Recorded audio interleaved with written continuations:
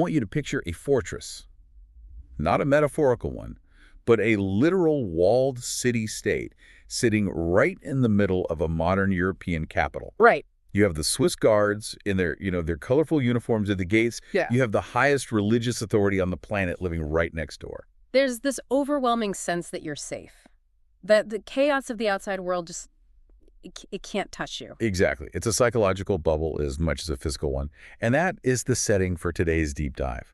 We are looking at Vatican City in the summer of 1983. The day the bubble burst. The day Emanuela Orlandi, a 15-year-old citizen of the Vatican, stepped out for a flute lesson and just vanished. Yeah. We're looking at a huge stack of sources today. Articles, archival reports, and a lot of the explosive updates from just the last year or so. Our mission is to try and cut through 40 years of noise to figure out what happened to the Vatican girl. And the noise here is just deafening. This isn't just a missing person case. As we go through this, you'll see it morphs into a story about Cold War spies, the Italian mafia. International terrorism. And potentially a cover-up at the very highest levels of the Catholic Church. It's almost too much for one case. But let's ground this before we get to the spies and the mobsters. Yeah. Let's talk about Emanuela. Who was she? She was, the girl next door, if your next door was inside the Vatican. Her father was a lay employee of the papal household. Her family had what her brother called free run of the Vatican gardens. They felt completely protected. Utterly. Which makes what happened on that Wednesday in June so jarring. It's sweltering hot in Rome. Emanuela leaves the Vatican, she's heading to her music school, and she's late. She's rushing. She asks her brother for a ride, but he has other plans. Yeah, a detail that apparently still haunts him. So she takes the bus, she gets to her lesson, but it's what happens right after a lesson that really kicks off the mystery. The Avon job. This detail always sticks with me because it feels so predatory. It's the hook. She calls her sister Federica from a payphone. She's excited. She says a man approached her with a job offer to hand out flyers for Avon Cosmetics at a fashion show. And the sources are all very specific about the money. He offered her 375,000 lire. Which you have to understand, in 1983, that's an astronomical sum for a teenager. For a few hours of handing out flyers, it wasn't just generous, it was suspicious. It screams trap. Exactly. And her sister thought so too. She told Emanuela it was too good to be true. Come home immediately. Emanuela says okay. She hangs up. She goes to the bus stop on Corso Rinascimento. And this is the last verified footprint we have of her. Witnesses, including a police officer, later recalled seeing a girl matching her description talking to a man in a dark green BMW. And here's the detail that links it all. The man had an Avon bag. Wow. She allegedly gets into that car, and then silence. But the silence doesn't last. And this is where the story just goes completely off the rails. Because the phone starts ringing, but the people calling aren't asking for ransom. They're talking about geopolitics. This is the first major pillar of the mystery, the international terrorist angle. A few days after she disappears, the family starts getting these strange calls. At first, it's just cryptic stuff, right? Guys named Pierluigi and Mario. Right. And they know things. They knew she played the flute. They knew she had glasses, but didn't like wearing them. So they'd either seen her or they'd been through her bag. Exactly. But looking back, analysts think these first callers were just stalling, painting a picture of a runaway to buy the real perpetrator's time. But then the narrative shifts violently. Enter the American. This guy feels like he walked straight out of a Cold War spy novel. An anonymous man with an American accent calls the family and the Vatican, and he makes a demand that just stops the world in its tracks. He says, "We have Emanuela. If you want her back, release Mehmet Ali Aska." The man who had tried to assassinate Pope John Paul II just 2 years earlier. So suddenly this isn't a missing girl anymore. She's a geopolitical bargaining chip. And the American has proof. He plays a recording of her voice. He directs authorities to photocopies of her music school ID left in confessionals. It was terrifyingly orchestrated. And it worked, didn't it? The Pope actually got involved. He did. Pope John Paul II made a public plea for her release.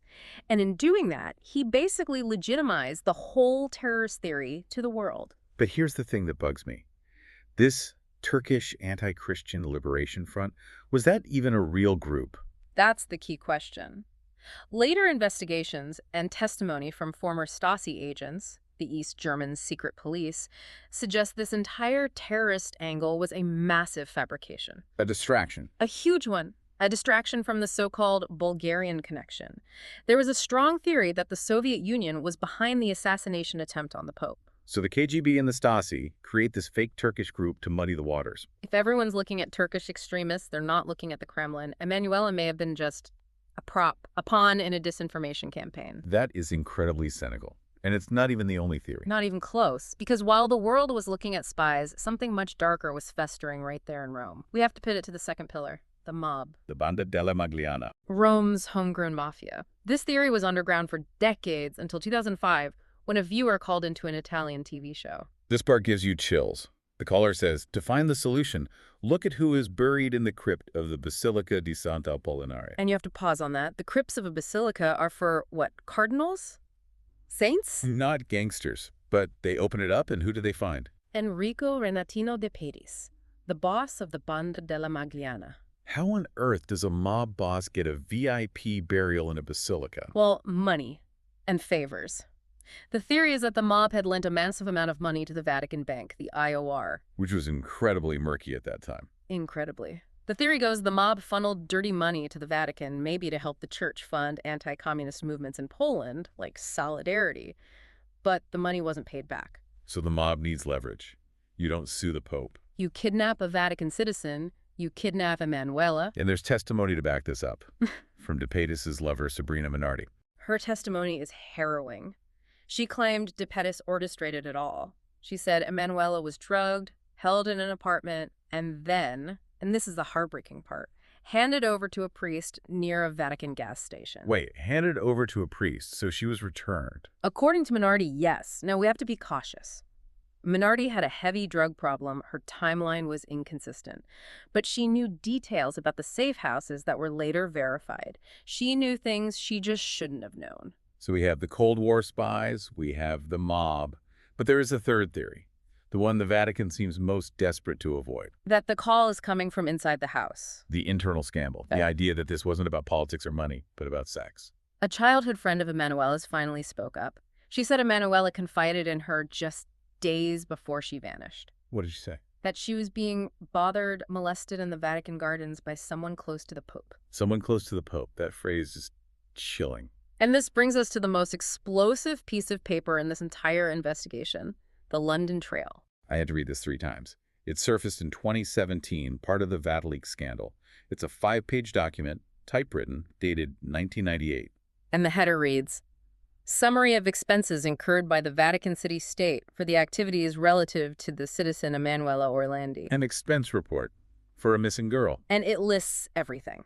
Board and lodging in London, medical bills, travel from 1983 all the way to 1997. If this is real, it rewrites everything. It means she didn't die in 1983. It means the Vatican shipped her to London and kept her hidden for 14 years. And look at the final entry from 1997. It says, transfer to Vatican City State and final disbrigo. Which means final processing or... Final disposal. My God. It implies she was brought back to Rome to die, or her body was. Now, the Vatican immediately said this document was ridiculous and false. But here's my question.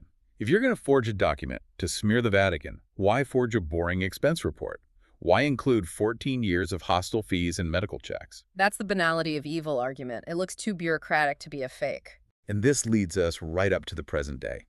Because 2023 and 2024 have been huge for this case, the Vatican actually reopened the investigation. Prosecutor Alessandro Didi promised total transparency. We will turn over every stone. But the first stone they turned over, the family saw it as an attack. The Uncle Mario twist. In July 2023, the Vatican released documents suggesting Emanuela's uncle, Mario Meneguzzi, had made advances toward her sister Natalina back in 1978. And they claimed a police sketch of the Avon man looked like him. It was a bombshell. But the family fought back hard. Natalina admitted the 1978 incident happened. She called them verbal advances. But she proved, with evidence, that her uncle was out of town the night Emanuela disappeared. The timing is just so suspicious.